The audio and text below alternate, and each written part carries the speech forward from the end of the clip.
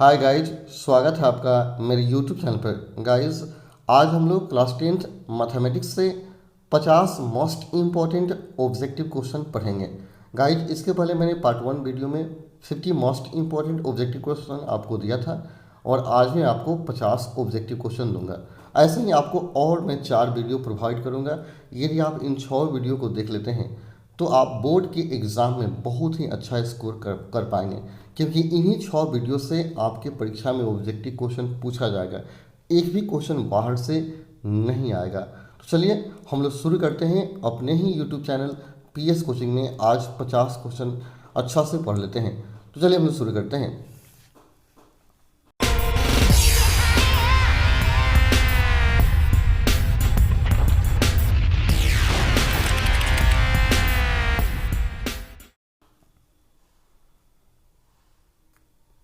सबसे पहला प्रश्न है, निम्नलिखित में कौन अलग है। आपको बताना है कि इन ऑप्शनों में से कौन अलग है। ये 3/5 दिया गया है, 16/4, √2/5 और 25/4। तो देखिए यहाँ ए बी और डी जो है यह सब परिमेय है, सब के सब क्या है, परिमेय है। लेकिन यह सी जो है √2/5 यह अपरिमेय है, जो कि सबसे अलग है। तो आपका ऑप्शन कौन हो जाएगा, सी हो जाएगा, अपरिमेय। ठीक है। अगला है, द्विघात बहुपद इतना के शून्य होंगे। आपको इस बहुपद का शून्यक एक्स का वैल्यू निकालना है। तो देखिए x² - 3 = 0। तो x² बराबर क्या आ जाएगा, 3 आएगा। तो x का मान निकालिएगा तो रूट ओवर क्या हो गया, 3। तो प्लस माइनस इसके आगे लगाएंगे तो +3 है -3 हो जाएगा। +3 और -3 कौन है, ऑप्शन बी में आपका दिया गया है, +3 और -3। ऑप्शन बी सही है आपका। ठीक है। अगला, यूक्लिड विभाजन एल्गोरिदम दो धनात्मक पूर्णांकों के निम्न से किसे परिकलित करने का तकनीक है। यानी यूक्लिड प्रमेय से क्या ज्ञात किया जाता है, क्या प्राप्त किया जाता है। तो ये बराबर आप पढ़े होंगे BQ + R। यह क्या है, यूक्लिड का प्रमेय है। तो इस प्रमेय से हम क्या निकालते हैं, महत्तम समापवर्तक मौसा निकालते हैं। तो ऑप्शन कौन होगा सही, बी हो जाएगा। ठीक है। काफ़ी इंपॉर्टेंट है यूक्लिड का प्रमेय, आप इसको देख लेंगे अच्छा से। यदि अल्फा और बीटा बहुपद f(x) = x² + x + 1 के मूल हो तो 1/α + 1/बीटा का मान क्या होगा। तो देखिए ऐसी स्थिति में आप सबसे पहले क्या करेंगे, अल्फा प्लस बीटा का मान निकालेंगे। तो alpha plus beta equal to क्या होता है, -b/a। तो -1/1 करेंगे तो -1 आ जाएगा। अल्फा गुना बीटा निकाल लीजिए, c/a। ठीक है। तो c/a भी क्या हो जाएगा, 1 हो जाएगा। तो हल कीजिए 1/α जो 1/बीटा। हम क्या करेंगे, अल्फा गुना बीटा एलसीएम ले लेंगे। तो alpha plus beta by alpha into beta आएगा। तो -1/1 कितना आएगा, -1 हो जाएगा। यानी आपका आंसर -1 होगा, जो कि ऑप्शन बी सही है। ठीक है। अगला, के किस मान के लिए समीकरण इतना तथा इतना समपाती होंगे। यानी के का क्या मान होगा ताकि यह समपाती हुआ। तो ऐसी स्थिति में दोनों के गुणांकों का अनुपात लेते हैं। जैसे इसमें x का गुणांक क्या है, 1 है, एगो x है। दूसरे समीकरण में x कितना है, 2 है। तो 1/2 हो गया बराबर। प्रथम में y का गुणांक 2 है, दूसरे में y का गुणांक k है। और क्रॉस गुना कर देंगे तो k बराबर कितना आएगा, 4 आ जाएगा। k का मान हो जाएगा 4। ऑप्शन कौन सही होगा, सी सही होगा। यानी आप x के गुणांक का अनुपात बराबर y के गुणांक का अनुपात कीजिए, आपका वैल्यू प्राप्त होगा। अगला, यदि अल्फा और बीटा द्विघात समीकरण इतना के मूल हो तो 1/α + 1/बीटा का मान बताइए। तो देखिए पहले हम क्या बताए थे, अल्फा प्लस बीटा निकाल लीजिएगा। तो -b/a ये करेंगे इस समीकरण से तो -1 आएगा। अल्फा गुना बीटा निकालेंगे, c/a कितना आएगा, -2 आ जाएगा। तो वही करना है, 1/α जो 1/बीटा एलसीएम लेंगे, अल्फा गुना बीटा एलसीएम होगा। तो बीटा प्लस अल्फा बटा अल्फा गुना बीटा। तो बीटा प्लस अल्फा -1/-2 यानी 1/2 आपका आंसर होगा। कौन होगा, ऑप्शन ए सही होगा। आप सही से बनाइए, जहाँ दिक्कत होगा तो कमेंट में कीजिए, मैं आपको बताऊंगा फिर से। कहता है समीकरण इतना और इतना का अद्वितीय हल होगा। तो अद्वितीय कब हल होता है, जब a1/a2 नॉट इक्वल टू हो b1/b2, तभी जाके क्या होगा, अद्वितीय हल होगा। ठीक है। तो ऑप्शन कौन सही होगा, सी सही होगा। युग्म अविरोधी होगा तब उसका अद्वितीय हल होगा, ऑप्शन सी सही होगा। ठीक है।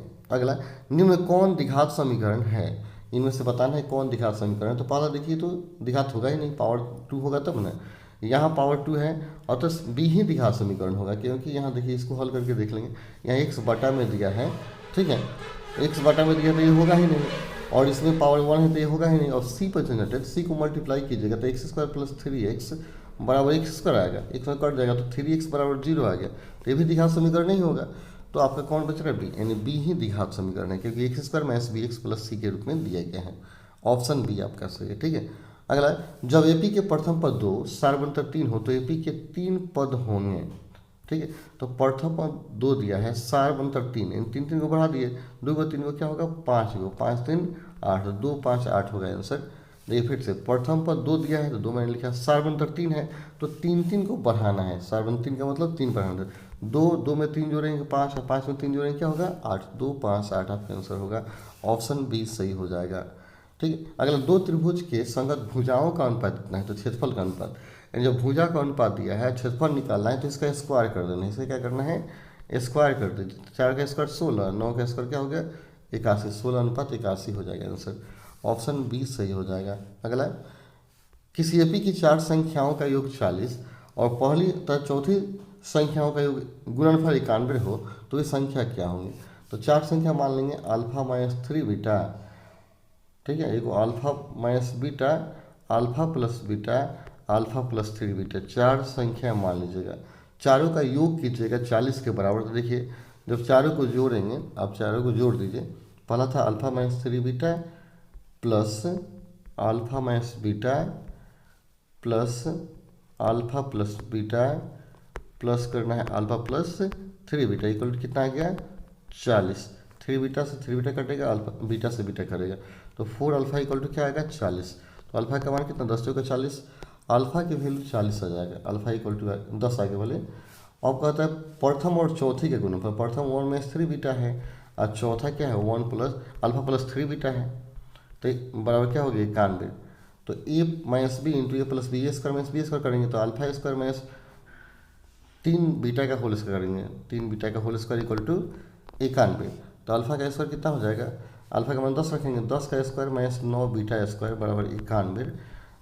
10 में 100 हो जाएगा, 100 जाके 91 में से घटेगा तो 9 बचेगा ना, तो 9 बीटा स्क्वायर इक्वल टू क्या हो गया? 9 बीटा से बीटा कटेगा तो बीटा का मान क्या आ गया? 1 आ गया। तो 1 आ गया तो क्या करेंगे? अल्फा माइनस 3 बीटा और फिर alpha minus beta, alpha plus beta, alpha plus 3 beta में हम इस मानों को रखेंगे।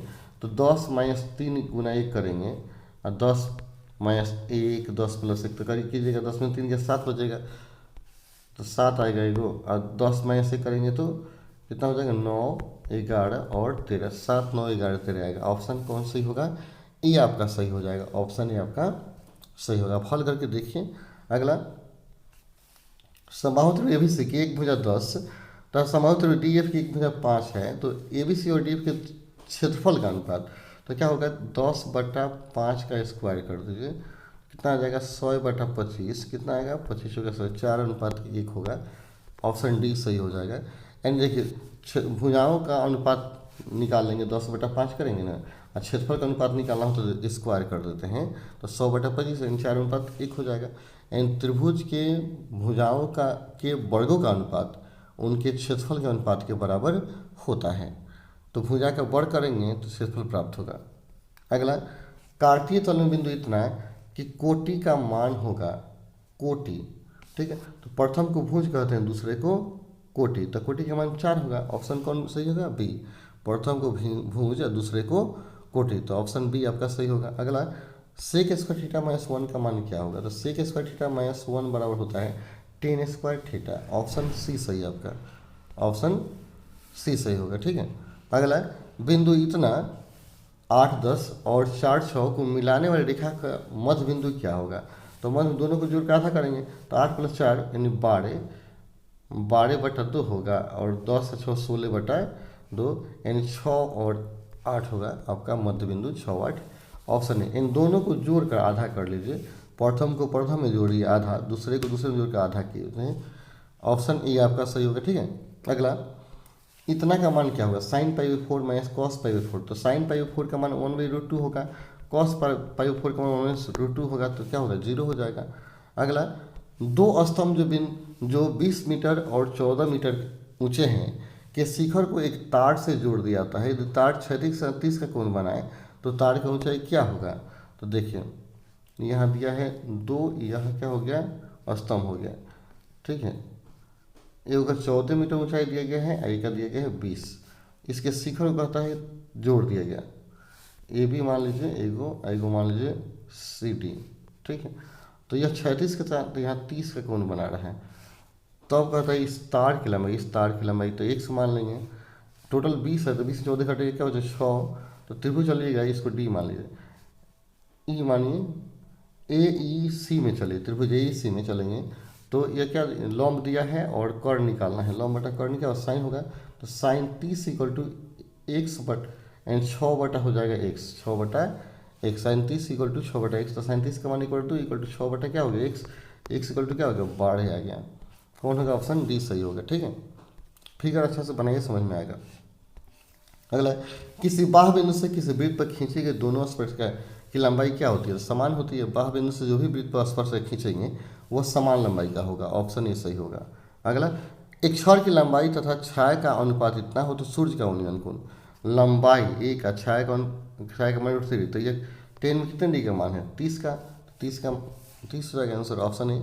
एंड दोनों का अनुपात देख लीजिए 1/2 √3 आया, तो देख लेंगे 10 में कितने डी का मान है, ठीक है। जब भी सूर्य वाला क्वेश्चन ऐसे देता है तो हम अनुपात कर लेंगे, तो 10 30 का मान है, तो ऑप्शन सी सही होगा। अगला, एक बिंदु P से O केंद्र वाले किसी वृत्त पर PA और PB स्पर्श गए हैं, परस्पर 80 कोण पर झुकी हुई है, तो POA का मान बताइए। तो देखिए पहले फिगर बनाइए तो समझ में आएगा।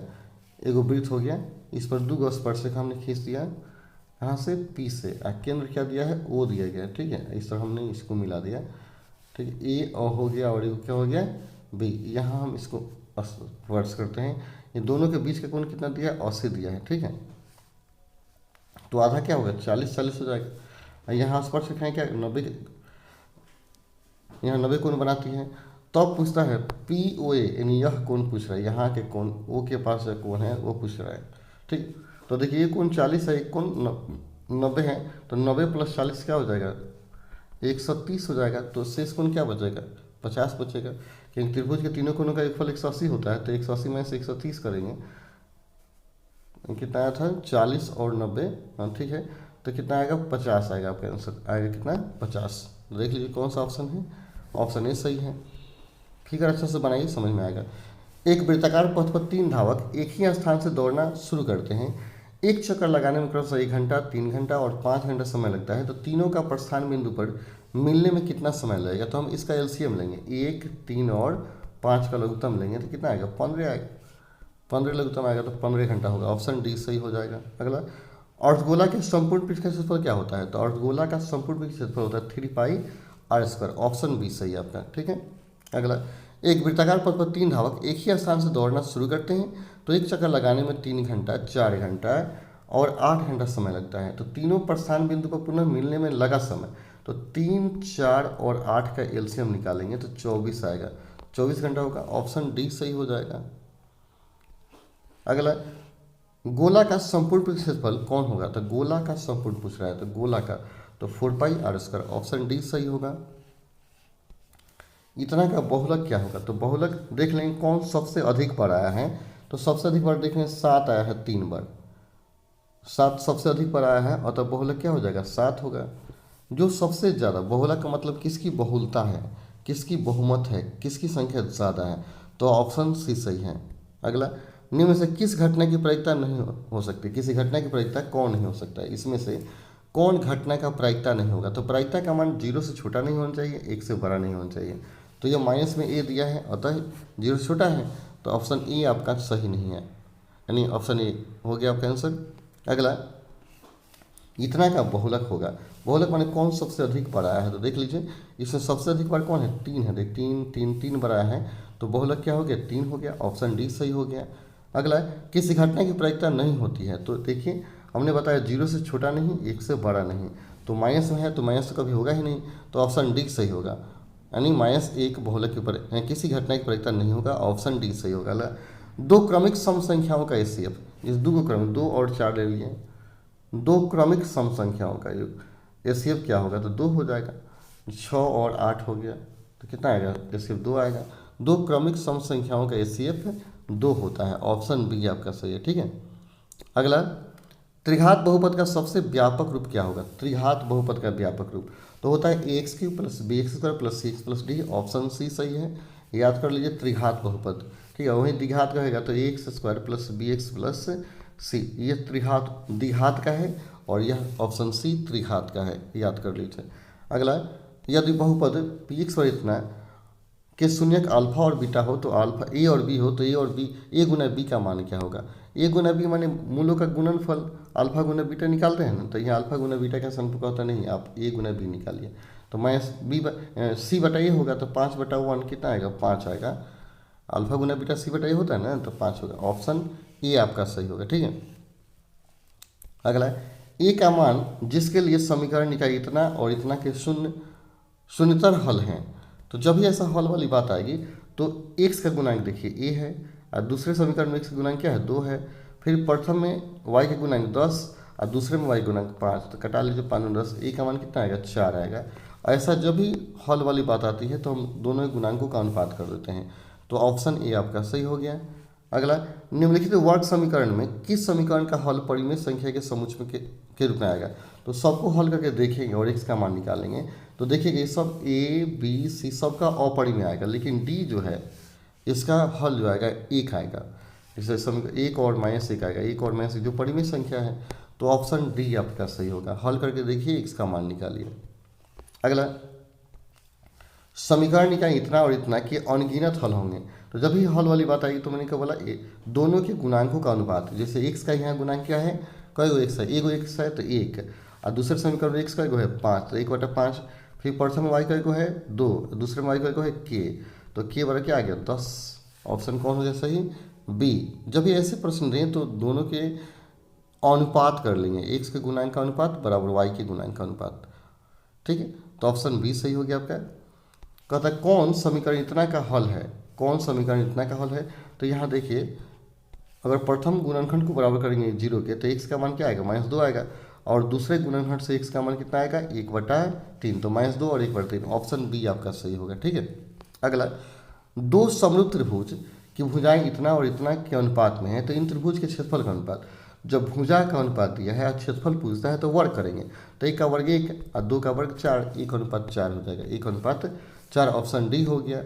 अगला, यदि AP का प्रथम पद ए और पदांतर D हो तो nवां पद, तो Tn बराबर क्या होता है? a plus n-1 into D, तो फॉर्मूला है। ऑप्शन बी सही है आपका, ऑप्शन बी सही हो गया।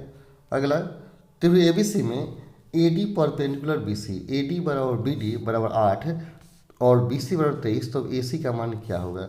तो देखिए हम क्या करेंगे, पहले त्रिभुज बनाइए, हमने इसे त्रिभुज बना दीजिएगा। ठीक है, क्या हो गया? A B C, ए से इस पर लंब डाल दिए, D, AD हो गया।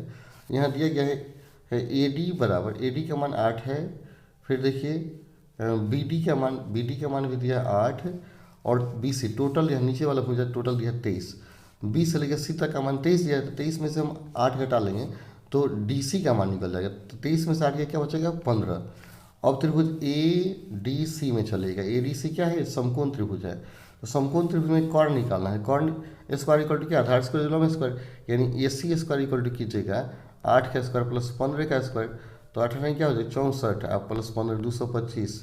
ठीक है, 64 प्लस AC स्क्वायर बराबर आ गया 64, 225 289 होगा, इसलिए AC का मान क्या आएगा? 17 आएगा, AC का मान आएगा आपका 17, ऑप्शन बी सही हो जाएगा। ठीक है, अगला क्वेश्चन है, एक AP के 15 पदों का योग क्या होगा? AP के 15 पदों का योग क्या होगा जिसके प्रथम और अंतिम पद क्रमशः 5 और 75 है? तो अंतिम पद दिया गया है, इसका मतलब Tn का मान दिया है, Tn बराबर क्या दिया है? 75 दिया, तो Tn का सूत्र क्या होता है? a plus n-1 into D होता है ना, d इक्वल टू 75। हम इसमें a का मान और n का मान रखेंगे, तो a का मान क्या है? 5 है प्लस 14, 15 माइनस 1 इंटू डी करेंगे इक्वल टू 75, तो 5 उधर जाएगा तो 70 हो जाएगा, 14D बराबर 70 हो गया, इसलिए D का मान क्या आ गया? 14 पर 70 5 आएगा, D का वैल्यू आ गया 5। तो अब कहता है 15 पदों का योग, तो S 15 निकालिएगा, तो 15 बटा क्या आ गया? 2, 2A, A का मान 5 प्लस 14D। ठीक है, तो 15/2 जिंग छोड़ दीजिए, 10 प्लस 14 गुना D का मान क्या है? 5, 14 पर 70 और 5 80, तो हो गया 15/2 गुना 80 आया 40 आया, तो 15 गुना 40 आ गया, 15 मल्टीपुल 40, तो 66 से आएगा आंसर। कौन सा आंसर होगा? सी आएगा। अब ध्यान से बनाइए। फिर कहता है 10a बराबर क्या होगा, तो cot 90 में से ही हो जाएगा, ऑप्शन ए सही है। अगला, बिंदु इतना और इतना के बीच का दूरी क्या होगा? दो बिंदु दिए गए, बीच का दूरी पूछ रहा है, तो बीच का दूरी निकालिएगा। डी बराबर distance formula root over 2 minus 4 का स्क्वायर, तो क्या होगा 2 का स्क्वायर कर देंगे, और 3 में से ये भी 2 का स्क्वायर, तो 4 4 8 हो जाएगा, रूट ओवर 8 होगा, इन टू रूट 2 आएगा। कौन है? ऑप्शन ए सही होगा। अगला है साइन 18 बटा कॉस 72 का मान, तो ऐसी स्थिति में इसका मान हमेशा 1 आता है, हमेशा 1 आएगा, यानी किसी एक को चेंज कर देंगे। जैसे साइन 18 दिया कि नहीं, यहाँ साइन 18 है बटा कॉस 72, ठीक है, तो साइन 18 दिया गया, तो साइन क्या करेंगे 90 माइनस 18 72 कर लीजिए, बटा कॉस 72 छोड़ दीजिए, ठीक है, तो साइन नमस्कार कॉस क्या हो जाता है, तो ऊपर भी कॉस 72 नीचे भी कॉस 72 आएगा, तो कट का 1 हो जाएगा। अगला, किसी बिंदु वाई अक्ष से दूरी, उस बिंदु को क्या कहलाता है, तो वाई अक्ष से दूरी यानी एक्स का वैल्यू, वाई अक्ष से दूरी यानी भुज, और एक्स अक्ष की दूरी कोटि, तो भुज कहलाएगा, भुज को एक्स निर्देशांक कहेंगे। ऑप्शन बी सही हो जाएगा, ऑप्शन बी। अगला, एक थैले में 8 लाल 2 काली और 5 सफ़ेद गेंद है, एक गेंद यादृच्छा निकाली जाती है, उस गेंद को काला न होने का प्रयत्न, काला नहीं होना चाहिए, तो देखिए यहाँ टोटल का है 8 10 15 को गेंद है जिसमें काला नहीं होना चाहिए, तो काला छोड़ दीजिए, तो 8 5 13, तो 13 बटा क्या हो गया 15, आपका आंसर 13 बटा 15 होगा, ऑप्शन बी सही होगा। यानी कहता है काला नहीं होना चाहिए, तो काला छोड़ दीजिए। अब तो कई बचेगा 13 गो, अब बाकी टोटल कई गो है 15 गो, तो 13 बटा 15 हो गया आंसर। अगला, वर्ग अंतराल इतना का वर्ग चिन्ह, दोनों को जोड़ कर आधा कर दिए, 10 को 20 को 30 30 का आधा 15, ऑप्शन बी सही हो जाएगा। अगला, एक थैले में 4 उजला 5 लाल 5 काली 3 उजला 4 लाल 5 काली गेंद है, यादृच्छा एक गेंद निकाला जाता है, तो निकाले गेंद न काला न उजला हो, तो काला और उजला छोड़ दीजिए, काला भी छोड़ देते हैं और उजला भी छोड़ देते हैं, तो लाल बचेगा, तो लाल बटा टोटल का है 4 को 9 3 12 12 4 3 12 1 बटा 3 आएगा आंसर, 1 बटा 3, ऑप्शन सी सही हो जाएगा आपका। अगला, दो वृत्त के क्षेत्रफल का अनुपात 4:1 है, तो त्रिज्या का अनुपात, तो जब भी क्षेत्रफल दिया होता है त्रिज्या निकालना होता है तो वर्गमूल निकालेंगे, तो 4 का वर्गमूल 2 हो जाएगा, 1 का वर्गमूल 1, तो 2:1 हो गया आंसर। यानी जब भी क्षेत्रफल दिया गया हो, त्रिज्या या परिधि कुछ हो निकालना हो तो वर्गमूल निकालिए, ठीक है, और त्रिज्या का अनुपात, व्यास का अनुपात, परिधि का अनुपात दिया गया हो और क्षेत्रफल निकालना है तो वर्ग कर देंगे, तो आपका ऑप्शन बी सही हो गया। अगला, कहते हैं यदि वर्ग का विकर्ण इतना हो तो वर्ग की भुजा क्या होगी, तो वर्ग का विकर्ण क्या होता है, √2 इंटू भुजा इक्वल टू हो गया 16 √2 हो गया, √2 से √2 कटेगा, तो ए का वैल्यू क्या हो गया 16, ए का वैल्यू हो गया 16, ऑप्शन बी सही हो गया, ठीक है। अगला, कहता है प्राप्तांक इतना की माध्यिका होगी, प्राप्तांक इतना की माध्यिका क्या होगी, तो इसको घटते या बढ़ते क्रम में हम सजा लेंगे।